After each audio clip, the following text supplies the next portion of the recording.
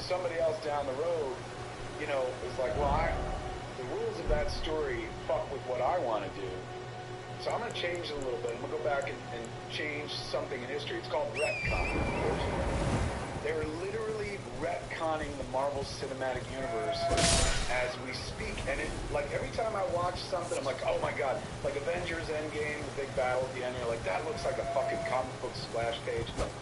Watching the Marvel Universe, the movies and the TV shows, to me, has been the closest experience I've had to reading comics in the 80s and the 90s when it was deep in my fucking heart and soul, when I was memorizing all this shit like it was my religion.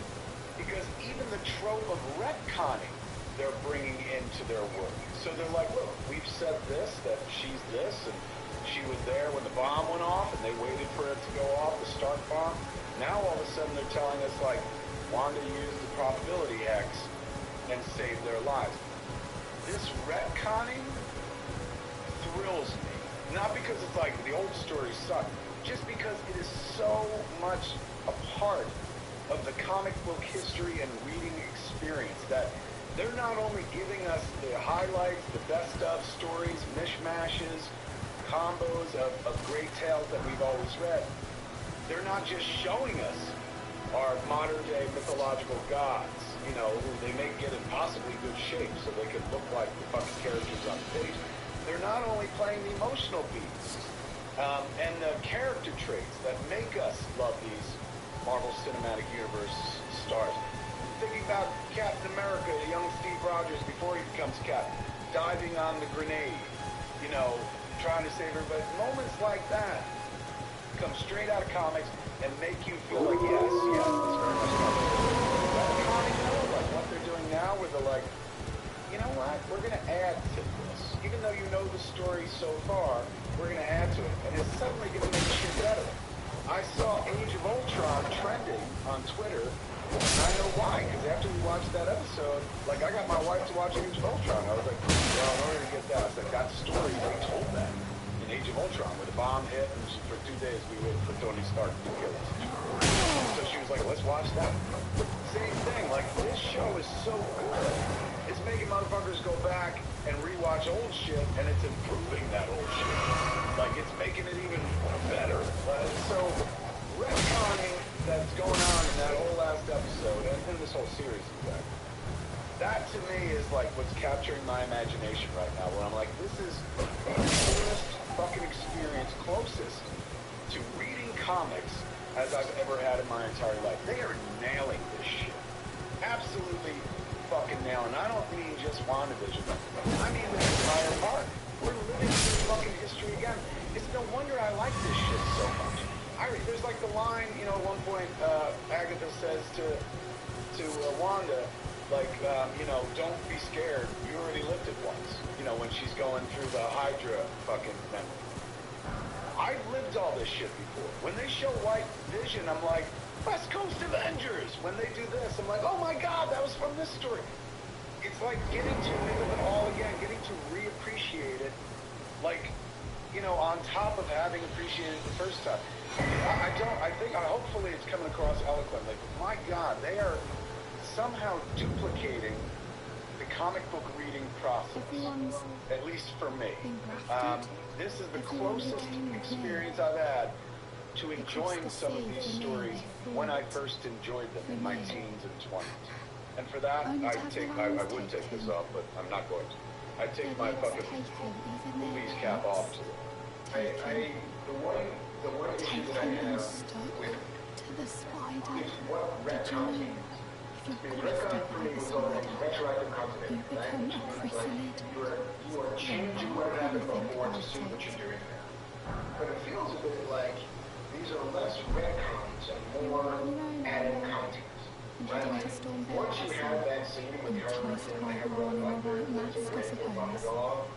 whatever happens there doesn't invalidate what you do. Like, it's not changing what you saw. That story's still valid. Like, me and my brother went But I through don't have your courage. But It's what you scary, added to it is having your arms maybe you cut didn't off, know what was or happening. legs, Maybe you didn't know or that your yourself head. were probability had I want to be so like everyone else, but I'm just it's too not that scared. that's what I love about I'm it. Is that nothing it's but a finding little craving. pockets of stories you thought you knew and adding more information to it, as opposed to Can you changing what take came this before. little one along Like with what you? came before was like, all right, well, you know what, Magneto was just a Magneto for a while. And then they He added deserves someone that, brave you and know, oh, so now mercy. he's their father. And Like, oh, that the was never that spirits before. look That was rather a brand new friendly thing. from you. And they're glad that he's a Would be holocaust. glad of your That was never company, part of I the original think, the configuration. little one. It's a brand new thing.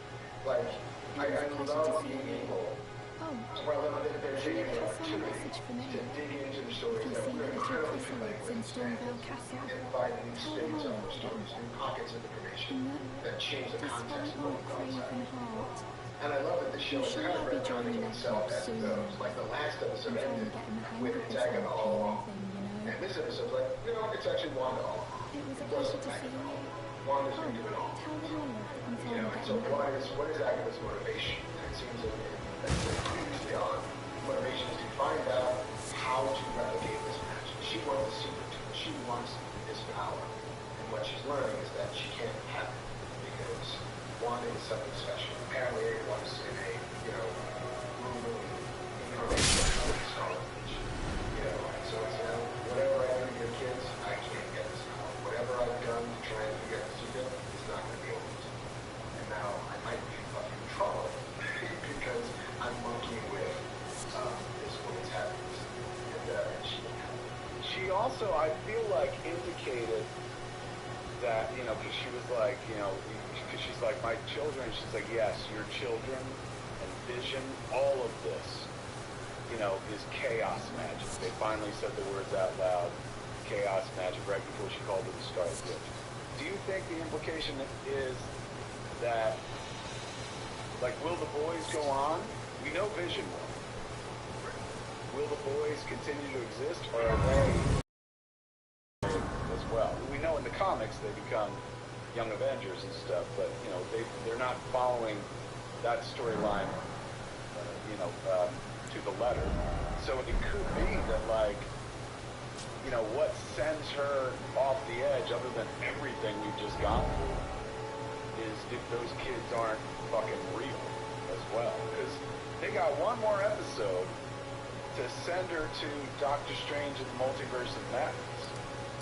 50 minutes to, I don't know if they're going to make her the Scarlet Witch in this show or wait for that movie, but, like, there's still some heavy lifting to do. Name here in chat said, stop shaming Westview. I didn't think I was, but regardless. Says, we saw at the start of Endgame, that's how all cities look right now. This is days after Endgame ended. Fair enough. But I don't think I was shaming Westview. And also, Westview is not a real place.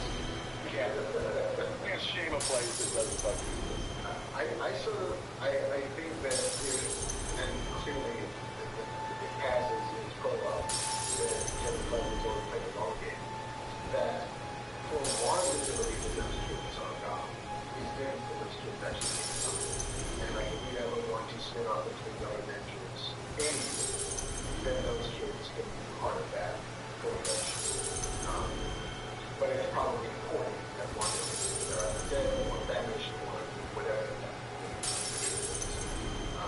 so she can break all of that. Do you think they're going to make her and White Vision fight? Like, somebody in chat was just like, you don't think she's going to put his personality into White Vision? I don't think so. I think they set us up for that with that scene where she's like, I can't feel you. I think they're telling us, like, he's dead. Like, he ain't coming back. At least the Vision that she knew and loved and stuff. This one inside Westview, well, I mean, it depends on what your thoughts on chaos magic is. Like, if chaos magic does indeed create, which Agatha said, you can create a world of hope. But she said, like, here you are making, you know, fucking breakfast for dinner, using all this magic to do that. So I wonder if she has, in Westview, she has the ability to bring Vision back. Do you think this is Paul Bettany's swan song, is what I'm asking. Like, do you think when this is done, Vision is done? That's the feeling thing I got from this episode is that once this adventure is done, like, she is going to come to grips with the fact that Vision is gone forever. There's a beautiful moment where, you know, in Endgame or Infinity War, when, you know, he's like, what do you feel? And she's like, I just feel you. And then they echo it when she's over his body and she's like, I can't feel you. I think that's meant to communicate that, like, that's it for Vision. I think the thing that they could do, again, nothing but speculation, is that the end of this show is not going to be Wanda versus White Vision, but Westview Vision versus White Vision. I think it's a battle of visions. And one of them will die, and it's probably hers. You know, it's probably the one that she created when her EMS magic / weird memories of the Mind Stone, I guess, because he merged yellow and not red from her weird power orgasm thing. Awesome is her, whenever she, you know, that arch back, where she does this, I can't even do it, but she, like, completely goes backwards, and she's doing this shit, it's coming out of her chest. She's done it a few times, and, like, once it, like, when she flipped a car, or somebody into a car in Endgame. Remember, she was fighting fucking one of the Black Order, and then she was like, ugh, and she bent backwards and whipped the chick over her head. Here, when she was creating Westview, like, she arched back with chaos magic. It was so fucking metal. So, yeah. So, like, I do wonder if whatever happens into that fight with Color Vision sacrificing himself to save Wanda from what is clearly an agent of S.W.O.R.D. being inserted into her mind, into her mindscape, if something of him eventually sheds up to the White Vision. So she thinks he's gone, but then movies later, you realize that no, actually, what essence she had managed to imbue inside the Westview Vision has transferred into the White Vision. where is the Westview Vision? Was he wasn't really in this episode, was he? Not at all. Not at all. So we last left him where? Last left him on the road. He flew away from Darcy when they were in the fucking ice cream truck, whatever the hell that was. Right. I don't think we saw anything. So you're right. It's going to be Vision on Vision, isn't it? Probably. This Vision, White Vision, is essentially Ultron. Yeah. Like, not personality, but, like, that's what the body was created for. Like, I love the scene with Hayward, where he was like, you know, we have to dismantle the most sophisticated weapon, sentient weapon ever created. And I love that he was just like, you know, I know you want to bury him, but you can't just put $1 billion worth of vibranium into the ground. Like, all of it tracked. Like, all of it. But there's one thing he did in the scene with her where he suggests, like, you know, not everyone has the power to bring their loved one back online, or I'm sorry, back to life. And she was like, I can't do that. It almost felt like he implanted the idea, no? There could have been a bit of inception there, and especially, you know, he has been lying to various people the whole time, because we did see the quote-unquote footage of Wanda breaking Vision out of S.W.O.R.D., which was manufactured at best, once we now get to see the truth of what she went through, which is she left him. Like, she walked out. She didn't split the body. You know, he's never been frustrated with what happened and what his motivations were. So it wouldn't surprise me if maybe, you know, instead of a bunny being Mephisto or Cthulhu or whatever, that Hayward has way more to do with this than we thought. But we absolutely do.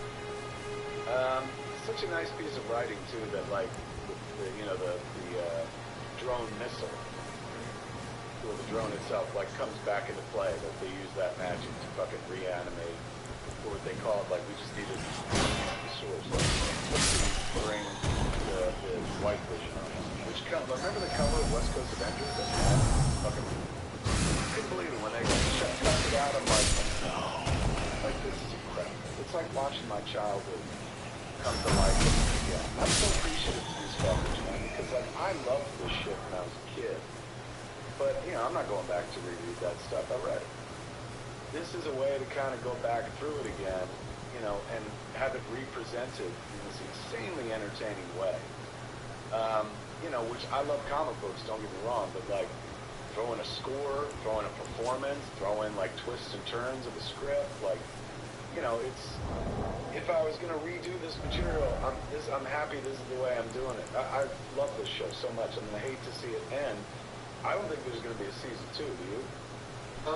Feige has kind of gone on record using TCA, so Independent Television Association, as their winter tour, where all the studios and all the networks will parade their wares in front of journalists and say, here's what's coming, here's what we're doing. So he had his, you know, a big sit down with journalists, and he said, yeah, like, we know what Falcon and Winter Soldier season 2 looks like. We have an idea of what, you know, Loki season 2 might look like, but WandaVision leads directly into, like, that story is linked directly into Doctor Strange.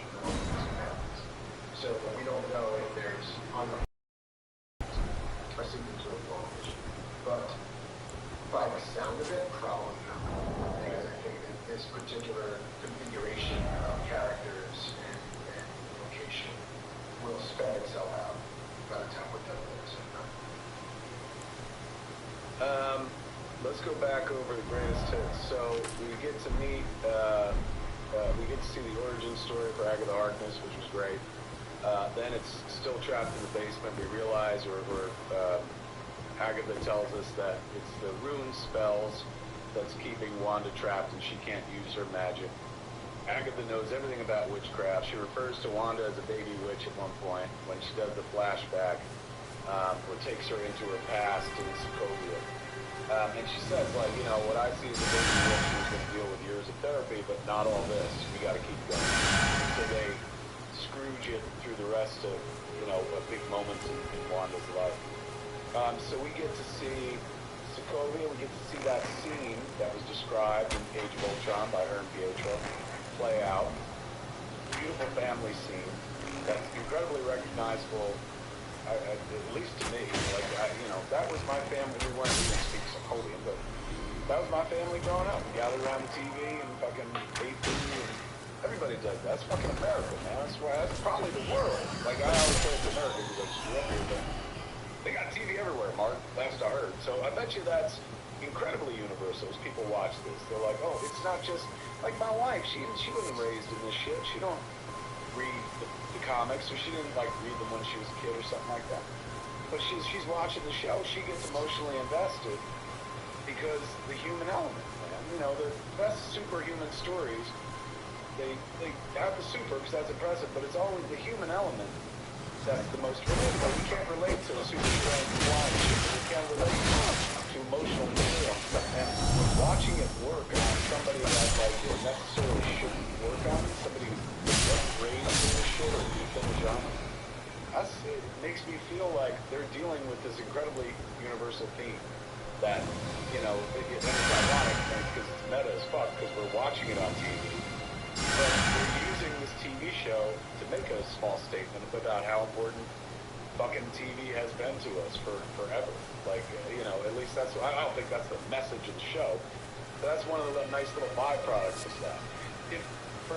I don't know if this sounds right, but it lets you off the hook a little for wasting as much time as you did watching TV in your life. Because you're like, well, look, this little girl, she couldn't watch the shows, so I watched them for her. We do, let's see, she goes back to Hydra. We get to see, like, her when she was, like, you know, making blocks fly in the air and smashing them, like, at the end of one of those flicks in the post-credit scene. And we see her, you know, deal with the Mind Stone, but whatever happened in that room didn't happen on video. Right. So everybody watching in Strucker's organization, they just saw, like, a blip, and then she collapses to the floor. But a pretty powerful fucking scene as well. But my favorite of the flashbacks, I love the family one, but I loved her and Vision, because that's her falling in love. That's the most we'll get to see, probably, of her falling in love with Vision. And it's so fucking meaningful. You now understand why she was drawn to him. Like, you know, he was drawn to her, obviously. But he, unlike most people, since he's you could literally sit there with him and be like, here's a show, and walk him through it and shit like that. Somebody to watch TV with. I love that sequence. Like, I thought that scene was really fucking beautiful. And she, he was like, do you want to talk about it? And she's like, why would I ever want to talk about it? The only thing that's going to make me feel better is if he was here. And that's where the grief, love persisting line comes in. So, really beautiful scene. Then they take us, to the Sword headquarters, where we get to see the full scene of when Wanda went and supposedly stole Vision's body, which she didn't do at all. Incredibly moving, and she walked out of there like, I get it. Like, you can't just put $3 billion of vibranium into the ground. She realized that what she was hoping to get from his body isn't there. Right. There's no connection. There's nothing there left. And so, why? Then she goes to Westview, which we're not cracking on it. Very defensive and fictional. I crack on the view and she rents to get out to Westview. Well, that was crazy. It was just like, fucking Tony Stark drives Audis and fucking high-end cars. Black Widow, drives Cap around and Captain America too in a really hot car. Wanda's got a rental 4-door sedan. Yeah, like Use some of that chaos magic to make a better fucking car for yourself. which is fine. You can actually fly. Yeah, I found that weird too. I was like, look at her, just driving around and shit. She needed to have a seat in there to have the letter so we can see it. But yeah, it was a weird moment. And some people were online were like, who put the letter there? I didn't get an impression that a letter was left in her car. She just had that in her car. But I got the impression he had given that to her a while, or she found it or whatever. But she references coming back. Because remember, she fucking dusted as well in the snap. So when she came back and she was like, I came back and he wasn't there. His body's gone. They told me it's here or whatever. It's weird that we're not going to see her come back. We saw Monica come back. But, also strange that if she is indeed the Scarlet Witch, that she was able to be snapped out of existence as well. Well, maybe she doesn't know yet. Just as the audience didn't know exactly how powerful she was. You don't know. Agatha refers to her as dangerous, like not just powerful. Like that's where you're getting those vibes for Dark Phoenix, because it's this is too much power for one individual to have. That's why I don't read Agatha Harkness as a villain right now. Like, she's almost, I wouldn't say a hero, but in her origin scene, she's like, I can be good, and they're like, no, you can't. Maybe she is trying to do some good. Maybe this ain't about like I want Wanda's power for myself. She's like, you are fucking up the magical realms or whatever. That's what I hope it is. I hope she's not a big bad, because I love that character, and I hope they keep her going for like 10 years in the Marvel universe. I also found myself wondering when Vision had the time to do shitty real estate spot shopping. It's like, well, you were kind of on the run after Civil War. And then, like, you died at the end of the Infinity War. When did you buy that house / weird foundation? Yeah, question. Did you have a real estate agent to help you with it, or because you're the greatest AI? I would like to put my hat in the ring for that Marvel show. The guy who's responsible for selling properties to all these heroes and shit. Listen, Mr. Stark, I have this lovely plot of land in upstate New York. It's currently zoned for industrial. You can put whatever you want here. Interest campus? Yeah, totally, if you want. It was like, that was an old Stark headquarters. Fuck you, that's mine. Force Wielder 69 in chat said, Agatha killed Sparky, so she's dead to me. But Sparky's not real. Or is he? Chaos magic can make something, can make a thing, but it can't put a soul in a thing. So, is, fucking that dog, was that dog ever real? Maybe it was a dog that was always living in Westview, and then got fucking, like, black and white wiped, or whatever that was. And so maybe it was a real dog at some point. Dawn H in chat, boy, man, we gotta be careful what we say. She said, she didn't bitch, but she said, I used to own a Buick Bernal. We can't crack on anything, man. Like, people are like, hey, man, my car looks like that. Hey, man, my town looks like that. I live in Los Angeles. Lots of places here. don't look as good as that fucking old Westview that she drove into. I can promise you that. And yes, the car was shiny. But still. Weasel Bomber says Vision doesn't have a soul either, but he's real. I don't know. I think Vision has a soul. Like, or had. I think he's dead, right? Yeah. Pietro, the fact that she called him fake Pietro, we found out that, you know, what's his name, Evan Peters, is not, in fact, Pietro. I wonder if, like, is he the bunny? Are you going to find that out next week? I mean, he's got to come back, right? Yeah, because, you know, last time we saw him, we had the drop on Monica. Snoop was not a Snoop. Yeah, that's right. So, like, and they didn't even touch that. They didn't really touch the Monica storyline or anything. It was all Agatha and Wanda. Yeah. It was a fucking excellent episode. I mean, this was the episode that I think a lot of us were looking for at episode 2. But you don't get to earn this episode until you go through the whole fucking journey. Yeah. Although I would also say that you could have slid this episode around in the order a little bit. Like, you wouldn't want it as early as 2, to your point. Like, that's probably too soon. But it could have been 4. It could have been 4 or 5. You know, and so that you'd have enough time to build the mystery and then pay off what the mystery is about and then deal with the repercussions of all of that stuff. But that is a tiny pick to knit. Matthew Robarge in chat says, quit casting the bunny. Jeez. Come on, man. That's part of the fun of the show is trying to figure shit out. Apparently.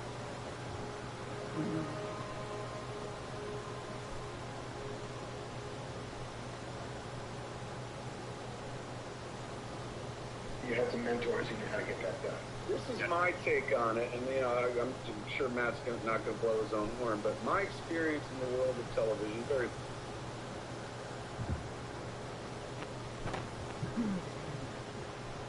Jeez. Come on, man. This is part of the fun of the show is trying to figure shit out. Apparently, a lot of us been spinning wheels for no damn good reason because not everything is a thing. And I think that's by design. I think, you know, some of it is, you know what, if people latch onto this and want to spin their theories, like, go for it. Like, we know the story we're telling. We know what means what and what doesn't. And otherwise, the rest of it's just fucking fun. Michael Shops in chat said, Agatha used Sparky to show Wanda that she can't and shouldn't bring things back from the dead. I like that. I hope that's true. You get that impression? Could be, except, you know, she hasn't. You know, like she didn't actually resurrect dead Vision into live Vision. She just created a simulacrum of Vision of her own. True this. Like Hoder said, have Kevin and Mark discussed the Superman reboot yet? No, kids. We're still just on WandaVision. We'll get to the news. Yeah, we'll get to the news, but this is right now. Luke Kang says Agatha and Pietro was a crystalline possession, and that Agatha said Pietro was a crystalline possession, that she didn't do necromancy. So who did she possess? Or is it like a hard, like, construct of magic? Meaning, who is Pietro? What is Pietro? Or what is Pietro? Unclear. You know, it could just be a fucking paper boy. It could be, you know, some weird animated, you know, magic construct. JWT Cosplay in chat says it's all over when White Vision speaks with Ultron's voice next episode. If they did that, have fucking nuts. Oh my god, I would love that. Give me that Spader back. Charles Pierce says Pietro is the beekeeper. It's an interesting theory. Joseph Monteroso says, why is Pietro? What is Pietro? Why is Pietro? Why is Pietro? I'll do you one better. Why is Pietro? See, this is one of the reasons I love this show is because you get to hear from a bunch of people who have like, this is clever. It's Zayden too says Vision's initials are TV. The Vision. You think that's what a great observation. Joey Shalom said the bunny is Victor Garber. Maybe we'll be able to get him on the show. Absolute Jeff's kiss for that. Oh, delightful. All right. Did we cover enough WandaVision? I feel like we did, man. I feel like we did. And I think, you know, next week will be our last chance to to see and or talk about WandaVision? Space Tiger says the bunny is clearly Ebony. I've seen this theory online. Agatha has a cat, black cat, normally named Ebony. Some people online are theorizing that Ebony, phonetically broken down, is a bunny. Sure. That seems like deep cuts. Like I that might be reading something where something isn't. Yeah, Like, because you couldn't just do a cat. Right. You gotta hide this cat. All right. Theory, Kevin May says, Agatha is a tutor or guide for Wanda to unlock her true potential as Scarlet Witch. That's what I'm hoping. I'm hoping that she's more of a coach. And, even though she's got her kids by those magical fucking strings, I'm hoping that she's, I'm not going to say, like, a good guy, but, like, somebody in chat said she's like the female Loki. I'd take that. Yeah, although I think that there's the version of the coach that's trying to get her to become the Scarlet Witch at the behest of somebody awful who needs the Scarlet Witch and that power. So is she like the herald of Galactus in a way? Which is like, oh, I need this power on this plane to unlock X because X is where Mephisto lives, or whatever that is. I need to usher in the coming of the new age, and to do that, we need this conversation. I want to buy your version of WandaVision's last episode right now. The zip code for the map in Wanda's car, says Matt Dotsko, is for Annandale, New Jersey. Isn't that weird? Isn't that also where that military base was, where Cap has to go in Winter Soldier? I think you actually might be right about that. Raphael Roygan Daniel says Wanda saw her mother, Natalia Maximoff, in the chamber scene. But I thought she saw a vision of the Scarlet Witch. Yeah, of herself. Possible future, yes. Everyone's saying that James Spader is listed somehow in credits or something like that. That he is going to do a voice this week. What do you think the odds are? I will say nothing because I don't know nothing, and I don't want to get lambasted for fucking offering some bit of information that is purely conjectural or theoretical. It would be super cool, but then again, nobody knows what the credits are for next Friday's episode because they won't know until it airs. Cataracts, Geeky Peoples points out, cataracts make your eyes white. The project to build white vision was named Cataract in last week's episode. Yes, that was very clever. They're having a good time over at that show. And we'll probably be uncovering little Easter eggs for a long time to come, I would imagine.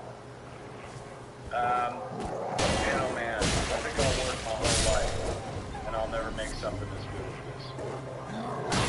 It's just so much. It's doing the Lord's work with the show. I'm happy it's ending, but I'm unhappy it's ending, but I'm happy because it's going to lead us someplace else and whatnot. And just like Vision said in Age of Ultron, the thing isn't beautiful because it lasts. So this has to end, and when it does, but at the same time, I'm happy it existed. What do they say about grief? They're like, don't be sad it's over. Be happy it ever happened. And I'm happy this shit happens, man. This inspires me as a storyteller. Very rarely can a storyteller be entertained by other people's stories because you have a drive yourself. That's why I cling to shit like this, and I raise up high the things that do move me because, when you can fucking trick the trickster, hats off. When you can fucking, when the magician doesn't know how you've done the trick, that's about as fantastic as you could be at the job and stuff. So I love it. I'm gonna miss it. But I love that it existed at all. It's made the last, fucking 2 months wonderful, but it's also kind of like, personally, it's given me a way into these Marvel movies with my wife. who couldn't have given a fuck. And now, like literally this morning, I showed her the fucking Cap jumping on the grenade scene on YouTube. She's like, what's that? And I was like, that's from the first Captain America First Avenger. She's like, we didn't watch that. And I was like, so personally, it's delivered, you know, my wife to the Marvel Universe, so I'll always be appreciative of it for that as well. Excellent. Yeah, I look forward to your ongoing binge with Jen. Like, you know what? Let's go all the way back to the beginning. Let's just marathon this slowly but surely. Is that one of these will make her want to watch more? Truly. Sally Beauchamp just said something. Chthon theory might tie into the Eternals. Do you think any of this? I mean, all going to tie in some fashion or another. Right on, man. I didn't even think of that. Scott Hawk says Spader makes sense as the actor that Bettany wanted to work with. You know, Paul Bettany was like, there's a cameo coming up with an actor I've always wanted to work with. And, you know, some people online are like, maybe he met himself because he's going to be fighting himself. But Scott Hawks is saying maybe it's Spader that he's referencing to. What does this part say?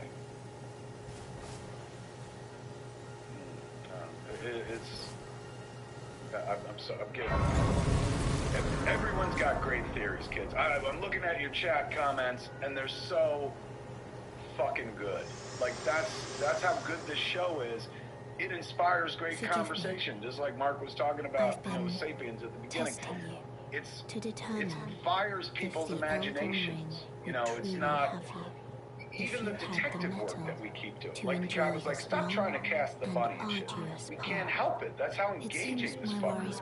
That it's like, I want to fill in the blanks until they fill the blanks in for us. Yeah, this better win a bunch of fucking awards. There is but one other thing I can do. All right, kids, that wraps up our WandaVision chit-chat for this week. Hopefully you found it illuminating. I think we've covered everything. Once again, give Elizabeth Olsen all the Emmys right now. Give Catherine Hahn all the Emmys right now. What'd you think of her costume? I like seeing the Agatha outfit. So, yeah, that was pretty sweet. I mean, the only thing she don't have is the white hair. They let her keep, like, dark hair. Yeah, she did look full on Grey Gardens, and I appreciated that. So true, so true. All right, kids. Next week, final episode of WandaVision on Thursday at midnight and shit. And then on Saturday when we do our show, we're going to have somebody to talk to who might be able to tell us a bunch of stuff about WandaVision.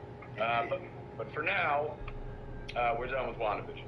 Now, yes, we come to that part of the show, ladies and gentlemen, where we rely on the muscles of the man to my over there. Fuck, wherever he is. That guy. That guy. You never do it. Like it's a mirror. There you go. That guy. Mr. Mark Bernard, before he was a creative force, before he was writing Marvel Comics, that's two at least he's got under his belt right now that I know of, if not more. Welcome to the round before he was working on TV and movies and shit. I teach incantations. And other things that we can't talk about. The strength granted us he was by a the news fingers, a news hound, if you will, a journo. And he speaks their language, kids. He knows the language of the press. And that's why every week we ask Mark Bernard to go out there and find out what's happening in the news. He tracks it, brings it back alive, and we get to talk about it right here. Mr. Mark Bernard is going to give you the news, kids. Indeed. The big story this week, which broke, as seems to be the case, relatively late in the week, is that J.J. Abrams and writer Ta-Nehisi Coates are doing a Superman movie. You are like, you know, J.J., I think, one of the reasons why he moved his Battle Robot production company to Warner Brothers was to get to play with the DC Universe toys. I think there is floating around the internet somewhere an old J.J. Abrams Superman script that he wrote back in the day. Like he's had an affinity for this character for a long, long time. The one where Krypton survived. He wrote a script where, you know, the baby goes off, but Krypton did not blow up, and so Kryptonians came to Earth to, like, take over and stuff like that. So yes, he's so far just producing, but Ta-Nehisi Coates, if you're not familiar with Ta-Nehisi, is one of the biggest, brightest intellectuals working today. He was a columnist for The Atlantic. He wrote an amazing piece of journalism called The Case for Reparations, a 20,000-word sort of just deep dive into what reparations for slavery means, which then would help inspire Damon Lindelof to do Watchmen. He's also written books like Age of Struggle and Between the World and Me, which were somewhat memoirish, but he also, more pertinent to our conversation, relaunched Black Panther back in 2016, which was not... He became a comics guy. He, according to him, he's always been. But this was the first time he actually got to make the things that he was in love with since he was a kid. And so sort of relaunched Black Panther, it blew up. It was not the cause of the Black Panther movie that Marvel would then make, or even the instigation for them to put him in Civil War. But Ryan Coogler often referred to Ta-Nehisi's Black Panther run as an inspiration. And that currently he's writing Captain America for Marvel. And so they are 100% digging into Superman and what makes Superman tick. According to sources, the project is being positioned as a Black Superman story. Given, for any number of reasons, not the least of which I think is that, Michael B. Jordan has wanted to play Superman for a long time. Years ago, they were talking about this, and it looks like maybe we're coming up on the dawn of the Black Superman. Something that we've talked about on this show a few times. Like, I remember that one of the most illuminating conversations we ever had about, like, why don't they do Black Batman? Is when you were like, because generational wealth is a white thing. And I was like, oh shit, you're absolutely right. What can they do with the story of an outsider who doesn't look like, the standard version of the outsider that we've been given? It opens up a treasure trove of storytelling possibilities that, haven't really been opened before. This is a different experience to view this entire Kal-El from Krypton, a different prism to view it through. There's two paths, right?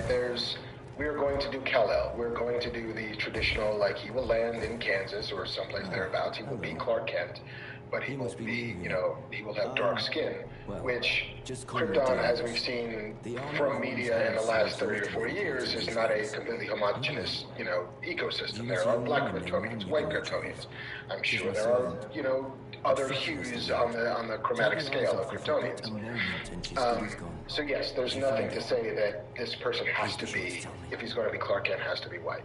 And then there's the Val Zod version of it from, Tom Taylor and I think Nicola Scott did a run in Earth 2 where they introduced, I think his name was Calvin Ellis when he, would then be an Earthling. But it's a completely different version of that story in which, a Black ex-Kryptonian still lands on Earth and still puts the S on his chest and fights crime as Superman. There are virtues to both of those, for sure. One of them pisses off less people, I think, for the same reason that people were furious that, like, why is Heimdall black? Like, there were no Black Vikings, except that there totally were. But so, for me, like, I kind of want him to be Clark Kent. I kind of want to just, like, what does that story look like through a different prism? What does the story of an alien look like? What does the story of adoption look like? What does the story of finding yourself and being different look like? If the original Superman mythos is ultimately a commentary on being Jewish in America, why couldn't it also then be tweaked a little bit to be a commentary on being Black in America? And being something that people are afraid of unless you bury that identity under something else. I could go either way. I see the virtues in either way, but I am incredibly excited at the prospects of JJ wrapping his arms around it and somebody with a brain the size of Ta-Nehisi's giving it a good think. Naturally, of course, there are a bunch of people online who are like, come on, don't fucking do that. Just make it an Earth 2 story or something like that. Somebody in the chat, it went by fast, but they said this type of tokenism is why people turn to the right. I personally feel like these characters can be interpreted any number of ways. I know some people are like, what does this mean for Henry Cavill? I think Henry Cavill was done, from what I understand. Zack Snyder seems to be done. They're not talking, what they call it, a creative cul-de-sac. It's not like they're going to continue or something like that. So we already have two Supermans going right now. We have the Snyderverse Superman, Henry Cavill, and now the CW Superman and Lois Superman, what's his name? Tyler Hoechlin. So, there's room for plenty of interpretations of this character. And just because they make a movie doesn't mean like you can't appreciate the other ones or there won't be another one. Like, you know this shit, kids. Wait 10 minutes. There'll be another fucking Superman right after that and stuff. I'm all for it. Look, I'm going to see it. It's not like I'm like, oh, I'm against this or I'm not going to see it. I can't wait to see what they do with it. But I don't think anybody should feel like angry. Nobody's getting rid of anything. It's just, comics have done alternate stories all the time. This seems like it could be very much that. But I don't know. To me, it's like, ooh, this will be fun. I haven't seen this. This will be cool. So JJ, I like JJ. He's totally trustworthy when it comes to like making mass entertainment. How do you say his name? Ta-Nehisi. You couldn't ask for a more erudite author on a fucking Superman movie. They hired my dumbass to write Superman in '96. At least they're going up. At least they're like, look, we got an intellectual to write it this time. I'm all for it. I can't wait to see it. But if it is indeed Black Superman, and they haven't said that yet, but if they do Black Superman, is it the entire universe? Like, is it Black Lois Lane, Black Lex Luthor? Or is the story more compelling if it's, white Lex Luthor? Or Asian Lex Luthor? Or whatever? I mean, I feel like, everything is up to a certain amount of litigation. Like, once you crack that part open and say, you know what, this is how we're taking, Clark Kent / Black Superman. And if it is Val Zod, then there's also no saying that we're coming into conflict with Luthor's and Lane's and all that stuff. But, I sort of think it's a little bit more interesting if you just change the one thing and let everything else remain the same, and what that thing, the dominoes that starts to topple, And if DC has done nothing else, they've taught us that in the coming years, the multiverse means everything. And so there's no saying whatsoever that if they make this Superman movie with Michael B. Jordan as Clark Kent, that you also cannot have another Superman movie with Henry Cavill as Clark Kent. And there could not be some Kingdom Come version of this at some point down the line where you get lots of different Supermans on the same stage at the same place. Think about this. I mean, depending on where they start their story, obviously, like when they made Superman, Dick Donner made Superman in the 70s, Clark Kent grows up in the 50s and the 60s in that movie. Who knows, when we did what they did, nobody's going to question it. That's an interesting wrinkle to a story to be like, where'd you guys get a kid? And by the way, why doesn't that kid look like you? Yeah, like I think at that point, the lie that everybody was willing to believe for the Kents, where I'm sure their friends knew, like, she wasn't pregnant. Like, that ain't that kid. Well, they lived rurally, Mark, like way out there on a farm. So it's not like they went to town a lot. So she could have gotten pregnant. But yeah, that to me is like, that's an interesting wrinkle to a story where it's like, I've not seen that before. They've never done, is Clark different aspect of the Superman story usually kicks in when he saves, pulls the bus out of the water or saves some kid or whatever the fuck. And then, his dad's like, don't fucking show your powers, at least the current incarnation. It'll be interesting to see, like, how this, if they indeed do Black Superman, how it gets to unpeel the onion in different ways and layers than we've never seen before. Like, I mean, it totally feels like there's opportunities for new and different kinds of drama within that same thing. Because, yeah, to your point, if it is still two white people from Kansas who have to adopt and go through whatever machinations of adopting, a black infant, and what happens when this black kid has power, and what happens in the, a world of Kansas. And, I am not going to cast a broad brush on what Kansas is like, but it is middle of America. And, and again, still not casting a broad brush, but it is a different experience to be black in the middle of America than it is to be black on the coast of America. We're going to get a lot of shit. They're like, they're shitting on Westview. They're shitting on Kansas. We're not shitting on anything yet. We're not shitting on anything. But, what it is like to have to hide your glory, to a certain degree, and hammer it to the ground and pave it down so that you are not somebody that people pay too much attention to, and what it means for people to pay too much attention to you when you're black versus white, and what that, they can't harm Clark Kent, but what that then does to the Kents, suddenly becomes an issue of like blowback, like holy shit, like they can't shoot you, they can't lynch you, so they're gonna come and burn the farm, and then what does that mean? And then what is the guilt that then lands on Clark Kent when he realizes that bad things will happen to his family because of him? Like, is that what drives him out of Smallville at the end of the day? Less, I'm just going to work for the planet, or I gotta do my walkabout to learn who I am. Take it. I got more of these. I'm gonna keep giving them to you if you keep writing them story like that. These are all excellent points. And this, mind you, kids, this is just some conjecture from some fucking fans, not even close to the process. Imagine if you're in the middle of that process, the question you're asking now, the fucking story plot points they're going through. Here's how, and I'm not saying they should do this, but here's how they make it better for everybody. For the people that are like, Superman's gotta be white. Just call it fucking Elseworlds, man. Start a whole series within the Marvel Universe of like, not Marvel Universe, DC Universe, DC Elseworlds, and then here's your Superman, do Black Batman, you just do everything that they do in Elseworlds now in the book under like this umbrella of movies. Now, I'm not saying do that because I don't want you fucking with my mythology. It just seems like, it would put everybody at ease. Plus, it would introduce a concept that they've got that the competition doesn't have. Like, closest thing Marvel has is What If? And we're about to see that shit in cartoon form.